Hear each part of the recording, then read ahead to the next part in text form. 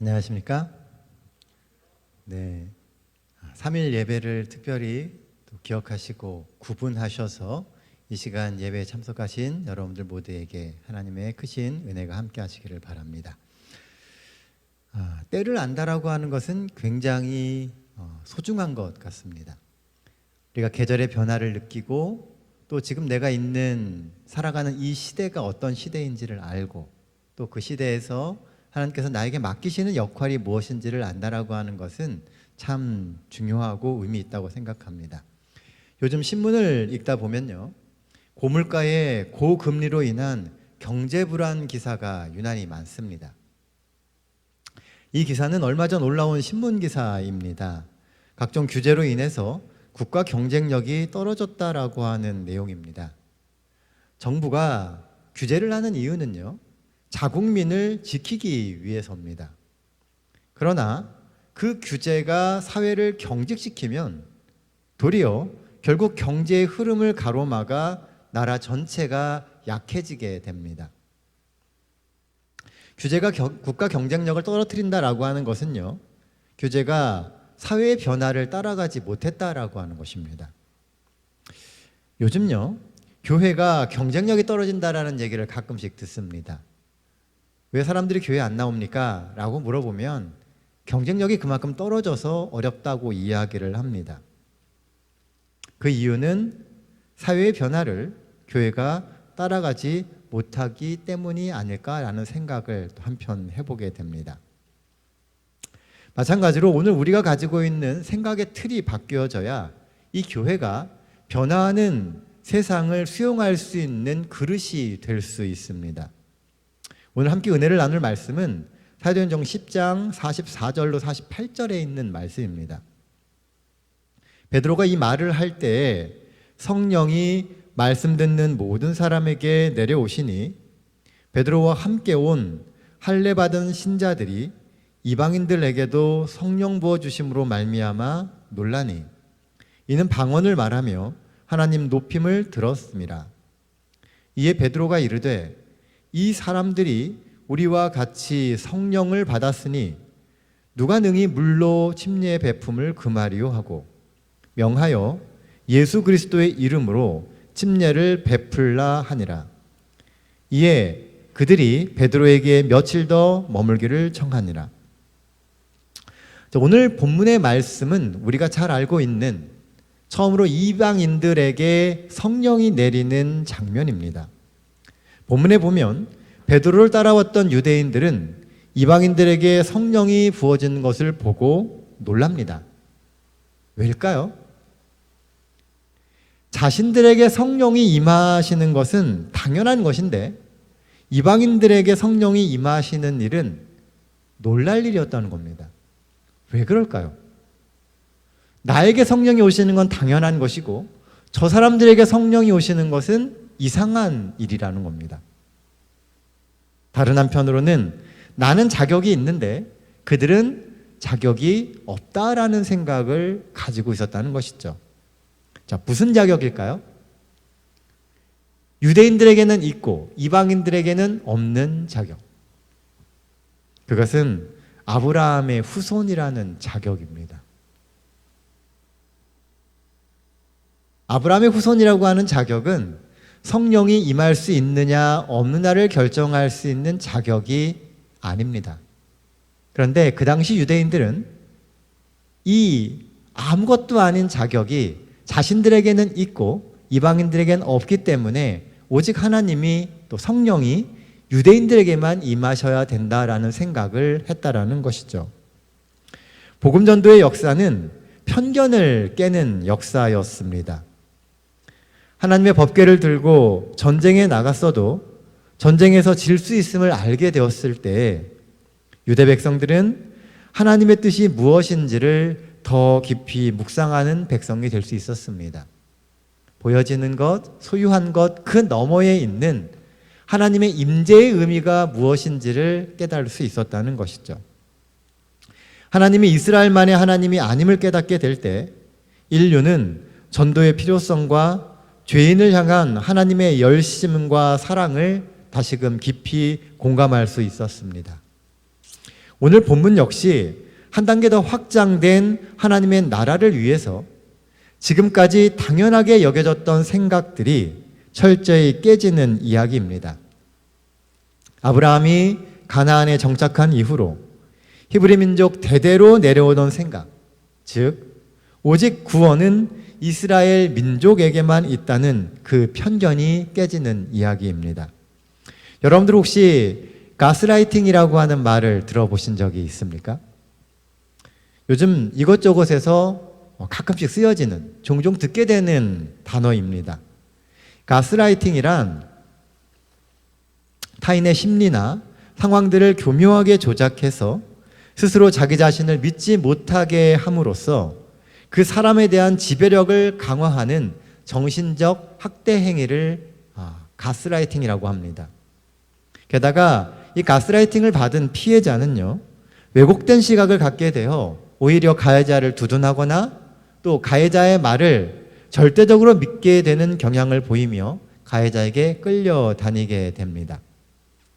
많은 경우 사이비 교주나 특정 정치가들 또는 카리스마 넘치는 지도자들이 이런 가스라이팅을 하는 경우가 많습니다. 문제는 당하고 있는 사람이 본인이 가스라이팅을 당하고 있다는 걸 모른다는 겁니다. 유대민족의 편견은 어떤 부분에 있어서는 제사장들과 통치자들이 심어놓은 선민의식이나 구원관에서 기인된 경우가 많습니다. 특히 통치를 위하여 교묘히 하나님을 이용한 지도층의 가스라이팅이 종교적 편견을 만드는데 적지 않은 영향을 끼쳤습니다. 그리고 민족의 신앙관을 주무르며 자신들의 입맛에 맞게 사람들을 조정하려 했었다는 것이죠. 이런 민족적 가스라이팅의 반기를 들고 하나님이 주신 진짜 구원관을 갖고 오신 분이 바로 예수 그리스도셨습니다. 그래서 당시 수많은 유대의 지도자들이 예수님에 대하여 반대했던 것이고 그들의 실체를 드러내는 예수님의 기별을 두려워했던 것입니다. 게다가 아브라함의 자손이어도 구원이 보장된 것이 아니라는 예수님의 말씀은 엄청난 충격으로 유대 사회를 강타했습니다. 또한 오랜 시간 전에 내려오던 이스라엘의 민족적 구원관의 균열을 일으키게 된 것입니다.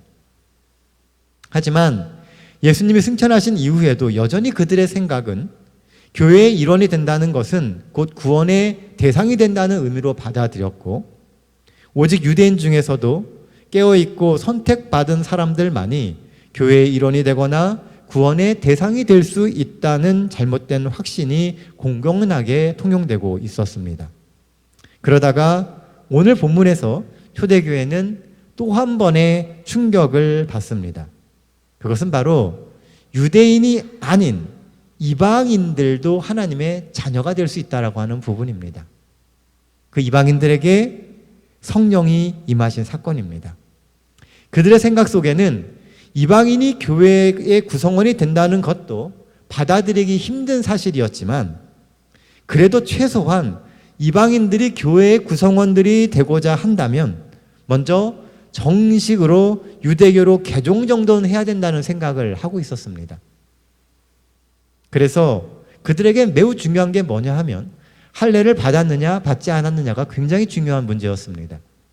그들이 정말 이방인으로서 교회 구성원이 되기 위하여 민족적으로는 유대민족이 아니지만 유대민족화된다라고 하는 어떤 징표를 보여주기를 바라고 있었던 것이죠. 그런데 아직 유대교로 개종도 하지 않고 할례도 받지 않은 이방인이 하나님의 자녀로 인정되고 또 친히 성령 하나님이 그들 가운데 임하셨으니 이 얼마나 놀랍고 충격적인 일이었겠습니까? 이처럼 복음의 확산은 세상을 보는 눈이 바뀌는 세계관의 확장과 연관이 있습니다. 나와 내 가족으로부터 시작된 구원은 한 나라로 확장되고 그 나라가 민족으로 확장되고 더 나아가서 내 이웃과 민족을 넘어 온 세계로 확장되는 것입니다. 이것은 오늘날 우리의 교회에도 적용이 됩니다. 언제부터인가 우리의 구원은 내 교회라는 울타리 안에 갇혀 있게 되었습니다. 나와 내 가족, 내 교회의 구원에는 관심이 아주 많고 열정과 헌신을 다합니다. 하지만 교회 울타리를 넘어 저 교회 밖에 있는 사람들에게는 그저 동정과 구제의 관심 그 이상을 넘어가지를 못합니다. 교회 밖의 세상은 내가 반드시 구원해야 할 대상이라기보다는 그저 그리스도인으로서 사랑을 베풀어야 하는 관심의 대상에 사실 더 가깝지 않습니까? 어쩌다 구원할 수 있으면 정말 좋은 것이고 안 되면 그저 사랑으로 보듬어주고 관심을 표명했으면 나는 내 할 일을 다 한 것 같은 그런 인식이 우리 속에 점점 익숙해져 가고 있습니다. 또 아니라고 말하지만 사실 우리 사이에도 암암리에 존재하는 구원의 조건들이 있습니다. 이 정도는 신앙 수준이 되어야만 구원을 이야기할 수 있지. 그렇게 이야기하면서 안식일 이야기, 헌금 이야기, 때로는 채식 이야기를 합니다. 우리가 가지고 있는 여러 가지 우리의 라이프 스타일이나 우리 교회 안에 지켜지고 있는 여러 가지 전통들, 또 율법적인 것들을 은근히 이야기를 하면서 그것이 마치 우리의 구원의 하나의 조건인 것처럼 넌지시 제시하고 있다는 것입니다. 그리고 이런 것들이 은연중에 우리의 생각 속에서는 일종의 구원의 커트라인이 되고 있는 현실입니다. 그러므로 우리는 성경을 더욱 깊이 연구해야 하고요. 성령이 주시는 지혜로 우리의 영안은 지금보다 더 밝아지고 넓어져야 합니다. 그리고 조금 더 복음적인 시각으로 세상과 영혼을 바라보아야 합니다. 우리가 흔히 말하는 4차 산업혁명 시대가 도래하면서요, 사람들의 세계관은 정말 빠르게 변해가고 있습니다. 엄청난 데이터를 기반으로 하는 AI가 등장하면서 사람들의 세계관 역시도 더욱 빠르게 물질 중심적으로 바뀌어져 가고 있습니다. 또한 과거의 사고체계는 과감히 뒤집히고 다양성을 추구하는 새로운 사고방식으로 세상은 더 빠르게 재편되고 있습니다. 이런 변화는 양면성을 갖습니다. 한쪽으로는 잘못된 편견을 깨고 더욱 수용적이 되게 만들지만 다른 한쪽으로는 객관화와 다양화를 가장한 무신론 또는 이신론으로서의 회귀를 의미하기도 합니다. 최근 교회에서는 코로나 이후의 교회의 미래에 대한 이야기가 자주 언급됩니다. 코로나로 인해 이미 완전히 깨어진 오프라인 예배와 거의 반강제적으로 시행되었던 온라인 예배의 후유증을 거의 대부분의 교회가 경험하고 있습니다. 자연스럽게 우리가 해왔던 예배의 의미를 다시 한번 되묻게 되고 어디까지를 예배라고 할 수 있는가에 대한 논쟁이 교회 내에서 다시 한번 쟁점이 되기 시작했습니다. 또한 익숙해진 온라인 예배로 인하여 성도들의 삶의 표준이 이슈가 되고 있고 그리스도인으로서 세상을 어떻게 살아야 할지에 대한 이해 또한 세대 간의 현저한 격차가 생겨나고 있습니다. 무엇이 옳고 무엇이 그른가? 우리는 새로운 시각으로 다시 생각하고 판단해야만 합니다. 과거에 옳다고 믿고 절대적이라고 생각했던 것들이 지금 현재와 앞으로 다가올 미래에는 절대적이지 않을 수 있기 때문입니다. 우리는 흔히 이야기합니다. 진리는 영원히 변하지 않는 것이라고요. 이 말을 반대로 뒤집어 보면 변할 수 있는 것은 진리가 아니라는 말과 같은 것입니다. 그러므로 하나님께서 우리의 삶 속에서 바꿔놓으시는 모든 것들은 진리의 본질이 아닐 수 있다는 겁니다. 우리가 바꿀 수 있고 또 바꿔야만 하고 또 더 나아가서 하나님께서 어쩔 수 없이 우리가 그런 삶을 살아가게 만드시는 상황들이 있다면 어쩌면 그것은 진리의 본질이 아닐 수 있다는 것이죠. 그런 시각에서 우리는 본문을 다시 한번 유념해서 봐야 할 필요가 있습니다. 45절 46절 말씀입니다. 베드로와 함께 온 할례받은 신자들이 이방인들에게도 성령 부어주심으로 말미암아 놀라니 이는 방언을 말하며 하나님 높임을 들음이러라. 여기 보면 성령이 임하시자 고넬료와 그 집에 있던 사람들에게 그 사람들이 방언을 말했다라고 나옵니다. 방언이 왜 필요했을까요? 고넬료는 로마의 백부장이었습니다. 그리고 그는 또한 헬라인이기도 했습니다. 그러니 당연히 그의 집에 모인 그의 가족들도 헬라인이었겠죠. 모두가 헬라인이니 그들이 쓰는 언어는 당연히 헬라어였을 겁니다. 그런 그가 히브리어를 쓰고 있었던 베드로의 말씀을 들으려고 준비했다면 당연히 누가 있었겠습니까? 통역한 사람이 있었습니다. 실제로 사도행전 10장을 보면요, 성령이 임하시기 전임에도 이 베드로와 고넬료가 만나서 대화를 하는데요, 아주 자유롭게 대화가 오고 갑니다. 질문하고 답하고 질문하고 답합니다. 아직 성령이 임하기 전입니다. 그들이 대화를 하는데 아무런 꺼리낌이 없었다는 것이죠. 다른 언어를 사용하는데도. 그러면 그 중간에는 분명히 통역이 있었다는 것을 우리가 가정해 볼 수가 있습니다. 그런데도 하나님은 46절에 보면 그곳에 모인 고넬료의 가족들 모두가 방언을 하게 하십니다. 왜일까요? 그것은 그 시점에서 방언이 필요하고 분명히 중요했기 때문에 하나님이 방언을 주신 것이겠죠. 언어의 소통의 필요성 측면이 아니라 시대적 상황에서 방언이 필요하고 중요해서입니다. 이미 대화는 되고 있어요. 언어 소통이 되고 있습니다. 그럼에도 그들이 방언을 말해야 될 필요가 있었다는 것입니다. 실제로 베드로를 비롯한 예루살렘 교회가 과거 그들의 편견을 깨고 하나님께서 이방인들에게도 구원을 주셨다고 믿게 된 가장 큰 이유는 하나님께서 유대인들에게 주셨던 것과 똑같은 성령 충만을 이스라엘 백성, 아니 이방인들에게도 주셨다고 믿기 때문입니다. 오순절 성령의 핵심 징표는 방언이었습니다. 만약 고넬료의 집에서 방언이 없었다면 베드로 일행은 그것을 오순절 성령과 똑같은 성령 충만이라고 인정하려 하지 않았을 것입니다. 그러므로 언어 소통 면에서는 방언이 필요가 없었지만 이제는 유대와 사마리아를 넘어 땅 끝까지 복음을 전해야 하는 시대가 왔음을 초대교회 사람들이 깨닫게 하기 위해서 방언이 주어졌다고 볼 수 있는 것입니다. 이것은 훗날 예루살렘 교회의 지도자들에게 한 베드로의 보고를 보면 조금 더 명확해집니다. 사도행전 11장 15절입니다. 내가 말을 시작할 때에 성령이 그들에게 임하기를 처음 우리에게 하신 것과 같이 하는지라. 오순절 때 처음 우리에게 성령이 임하셨던 것과 같이 이방인들에게도 그렇게 임했다라고 이야기를 하고 있습니다. 본문 이후 고넬료의 가족들이 이 방언의 은사를 가지고 또 다른 일을 했다는 기록은 성경에 없습니다. 그러므로 딱 그 당시에만 그 방언이 필요했다는 것입니다. 또한 모든 이방인 신자들에게 성령이 임하시지도 않았습니다. 오직 필요할 때에 그 필요한 사람들에게만 성령이 임하셨었습니다.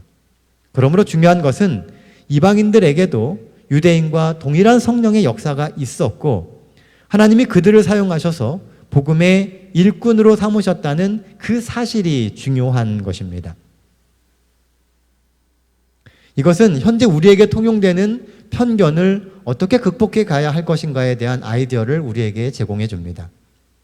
제일 중요한 질문은 하나님이 왜 오늘 우리에게 이런 일이 일어나게 하시는가입니다. 우리가 직면하는 여러 가지 변화와 또 세상의 흐름 가운데서 우리는 이 질문을 던져야 한다는 것입니다. 하나님이 오늘 왜 우리가 이것을 경험하게 하실까? 과거의 경험과 편견은 잠시 내려놓고 하나님이 어떻게 우리의 교회를 이끄시고 어느 방향으로 우리의 삶을 이끄시는지를 우리는 잘 살펴봐야 합니다. 정말 구원과 관련된 핵심적인 사항이 아니라면 논쟁하기보다는 같이 의논하고 대화하며 우리만의 합의점을 찾는 것이 중요합니다. 우리는 과거에 해오던 대로 해오는 것을 가장 편해합니다. 익숙하니까요. 변화를 직면하게 될 때 우리가 가장 먼저 선택하는 방법은 해오던 대로입니다. 그런데 해오던 대로만 안 되는 경우가 생긴다는 것이죠. 대화하고 토론하며 협의점을 찾아갈 때 서로 존중받는다고 느끼며 결국 그것이 신앙에 대한 확신과 안정감을 주게 됩니다. 그리고 내가 보지 못했던 또 다른 면을 보며 또 다른 세상을 볼 수 있는 눈이 열리게 되는 것입니다. 더 이상 일방적인 가르침은 사람들의 마음에 감동을 주지 못합니다. 감동이 없으면 은혜도 없습니다. 공감하고 서로 협의되는 진리만이 정말 사람들의 마음을 움직여 하나 된 하나님의 교회를 만들 수 있습니다. 그래서 본문을 보면 베드로 역시 되도록 논쟁거리를 만들지 않으려고 노력하는 것을 볼 수가 있습니다. 48절 말씀입니다. 명하여 예수 그리스도의 이름으로 침례를 베풀라 하니라. 그들이 베드로에게 며칠 더 머물기를 청하니라. 자, 누가 명령한 것입니까? 베드로가 자신을 따라왔던 사람들에게 명한 것입니다. 베드로 자신의 침례를 주지 않고 대신 자신을 따라왔던 사람들에게 고넬료 가족을 침례해 주라고 말하고 있는 것입니다. 이게 뭐가 중요하냐고 이야기할 수 있습니다. 하지만 그 당시에는 이게 굉장히 첨예한 문제였습니다. 당시에는 누구한테 침례를 받느냐에 따라서 파벌을 나누는 무리들이 있어서 교회의 연합을 깨는 일들이 종종 발생했기 때문입니다. 그래서 그런지 예수님도 사도 바울도 회심한 자들에게 침례 주는 것을 삼갔던 것을 성경의 기록에서 우리는 찾아볼 수 있습니다. 믿음의 선구자들은 파벌을 만드는 것을 굉장히 우려하고 있습니다. 자연적으로 교회 안에 파벌들이 만들어졌다는 거죠. 지금 생각해 보면 별것도 아닌 것 같이 보이지만 그 당시에는 교회가 완전히 나누어지게 되는 원인 중에 하나가 누구에게 침례를 받았느냐 하는 사항이었다는 사실은 우리로 하여금 많은 생각을 만들게 하지 않습니까?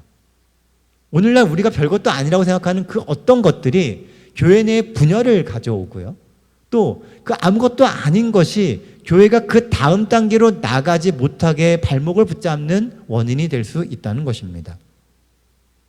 새로운 시대가 열릴 때마다 우리는 불필요한 논쟁과 소모적인 대립을 피하려고 노력해야 합니다.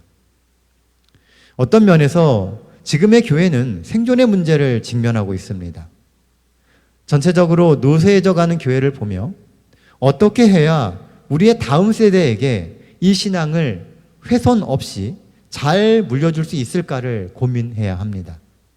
그러려면 먼저 된 우리가 자세를 낮추고 다음 세대의 입장에서 또 비신앙인의 입장에서 우리의 신앙을 바라봐야 합니다.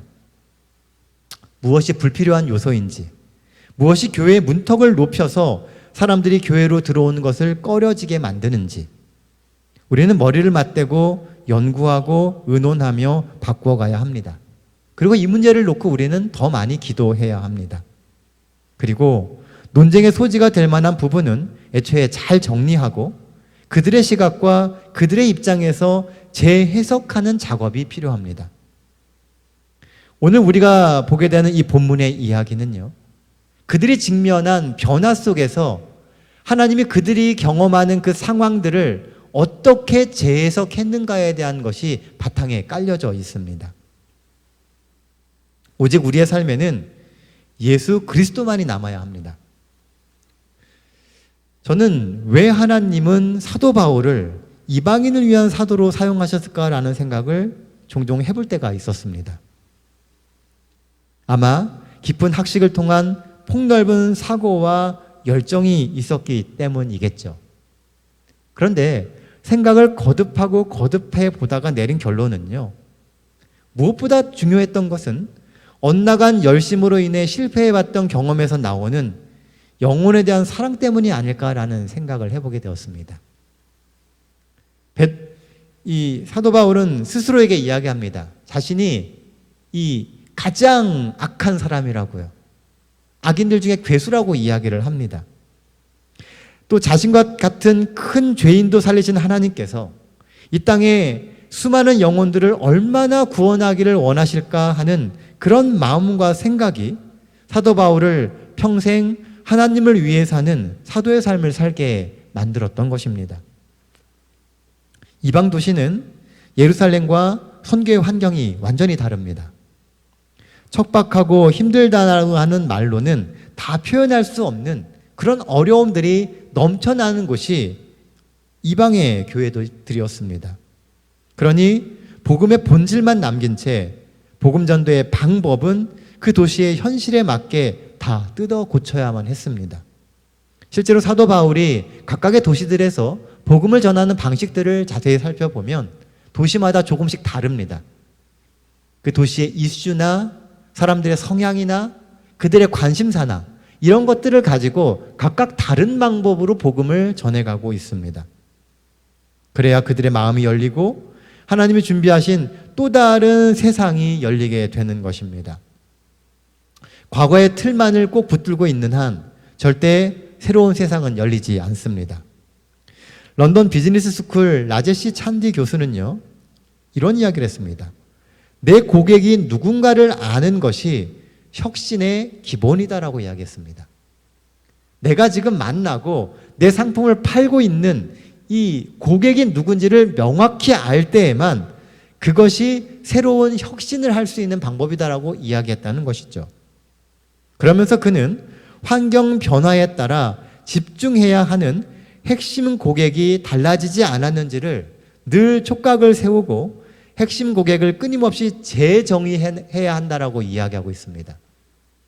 오늘 내가 만나게 되는 대상이 누군지를 계속 재정의해야 된다는 것이죠. 혁신 이론 중에 킹핀 전략이라고 하는 것이 있습니다. 킹핀은 삼각형으로 배열된 10개의 볼링핀 중에서 정 가운데에 위치한 5번 핀을 말합니다. 보통 사람들은 정 가운데로 볼을 굴려서 1번 핀을 노리면 스트라이크가 될 거라고 생각을 합니다. 그래서 1번 핀을 맞추기 위해서 공을 굴립니다. 그러면 1번 핀은 맞지만 정작 그 뒤에 숨어 있었던 5번 핀이 넘어가지 않게 되면서 양쪽 끝에 있는 7번과 10번 핀이 남게 됩니다. 양쪽 끝에 두 핀은 절대 넘어가지 않습니다. 그래서 제대로 스트라이크를 하려면 1번 핀이 아니라 그 뒤에 숨겨진 5번 핀을 때려야 됩니다. 5번 핀을 때리면 7번과 10번이 넘어가게 됩니다. 바로 그 5번 핀이 킹핀이고 핵심이며 문제 해결의 실마리입니다. 한마디로 킹핀 전략은 가장 파급력이 강한 부분으로부터의 혁신이라고 할 수 있습니다. 우리가 만나야 될 복음의 대상이 누구인지, 그리고 그 대상들을 복음에 접촉시키기 위해서 필요한 것은 무엇인지 우리는 늘 기도하며 하늘의 지혜를 구해야 됩니다. 왜 하필 베드로와 그를 따르는 사람들이었을까요? 그가 바로 유대를 넘어 사마리아와 땅끝까지 복음을 확장시키는데 도화선이 될 킹핀이었기 때문입니다. 고넬료가 중요한 게 아니고요. 사실은 베드로가 중요했다는 거예요. 베드로의 생각의 변화가 선교의 확장을 결정하게 되는 그 파급 효과를 갖게 되는 킹핀의 역할이 되었기 때문입니다. 오늘 하나님은 우리를 또 다른 세상 앞에 세우셨습니다. 우리의 시대를 넘어서 다음 세대가 주인인 세상 앞에 하나님은 우리를 세우셨습니다. 베드로처럼 우리 역시 하나님의 뜻을 분별하며 그 뜻에 순종하면서 편견과 과거의 잘못된 전통을 넘어서야 하지 않겠습니까? 똑같은 것을 놓고 보는 시각이 다를 수 있습니다. 6이라는 숫자와 9라는 숫자는 보는 각도에 따라서 전혀 다르게 해석됩니다. 밑에서 보면 6이고 위에서 보면 9가 될 수 있습니다. 새로운 사람을 우리는 세워야 하고 새로운 관점과 변화하는 환경에 대응해야 합니다. 그래서 우리는 성령의 지혜가 필요합니다. 세상을 바라보는 시각을 우리가 바꿀 수가 없어요. 그래서 기도해야 하고 성령 하나님께서 우리에게 그런 시각을 주실 수 있도록 그런 통찰력을 가질 수 있도록 함께 하여 주시기를 기도해야 하는 것입니다. 우리 가운데 역사하시는 성령의 분별력과 능력이 마지막 시대를 사는 우리에게 정말 필요합니다. 세상의 변화를 부정적인 시각으로만 보지 말고 그 속에 있는 그 영혼들을 어떻게 하나님께 인도할 것인가를 우리는 놓고 고민하고 기도해야 합니다. 이 시간 이 일을 위하여 하나님께 함께 구하지 않으시겠습니까? 우리의 기도가 그 영혼들을 위한 사랑과 하나님의 뜻을 온전히 깨닫기 위한 그런 통찰력을 갖는 기도가 되기를 간절히 소망합니다. 기도하겠습니다. 하늘에 계신 우리 아버지시여, 이 교회와 이 세상을 하나님의 뜻대로 인도하여 주시옵소서. 부족한 저희를 세워서 이 교회를 지키게 하시고 또한 하나님의 은혜를 누리며 예배하고 찬양하며 기도할 수 있는 특권을 허락하심을 감사드립니다. 하나님, 세상이 정말 빠르게 변하고 있습니다. 변하는 세상 속에서 하나님의 뜻을 읽고 순종하며 변화할 수 있게 하나님 저희의 눈을 열어주시고 회개하며 깨닫고 결단하게 하여 주시옵소서. 주의 재림의 날이 속히 다가옵니다. 하나님, 재림의 날을 준비하며 더 많은 영혼들을 이 교회로 초청하고 주님께 드릴 수 있게 하여 주시옵소서. 늘 우리의 삶의 주인이 되시고 우리의 삶의 소망이 되시는 우리 구주 예수님의 이름으로 기도드립니다.